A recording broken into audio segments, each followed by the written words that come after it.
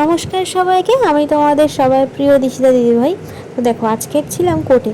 আজকের কিন্তু কোর্টে প্রচণ্ড ব্যস্ত ছিলাম, আজকে প্রচণ্ড চাপ ছিল। তার মধ্যে ছিল অনেকগুলো চিঠি। এই দেখো, তোমাদেরকেও একটুখানি দেখিয়ে দিচ্ছি যে কতগুলো চিঠি ছিল, বিভিন্ন ধরনের চিঠি। কিন্তু কেউ করেছিল তার হাজব্যান্ড তার ওয়াইফকে ফেরানোর জন্য, মানে তার ওয়াইফ ধরো বাপের বাড়িতে চলে গেছে, তাকে ফেরানোর জন্য চিঠি করতে হয় সেই চিঠি। কেউ আবার জমি কেনার জন্য টাকা নিয়েছিল, জমি কেনার জন্য টাকা দিয়েছিল, এখন সেই জমিটা নেবে না, কিন্তু টাকাটা আর ফেরত পাচ্ছে না। তো সেই রকম চিঠি, লিগাল নোটিশ যেগুলো হয় আর কি, আর কিছু ব্যাংক লোন ডিফল্টার যেগুলো রয়েছে সেই সব নোটিশও তো ছিলই, ওগুলো তো থাকেই আমার।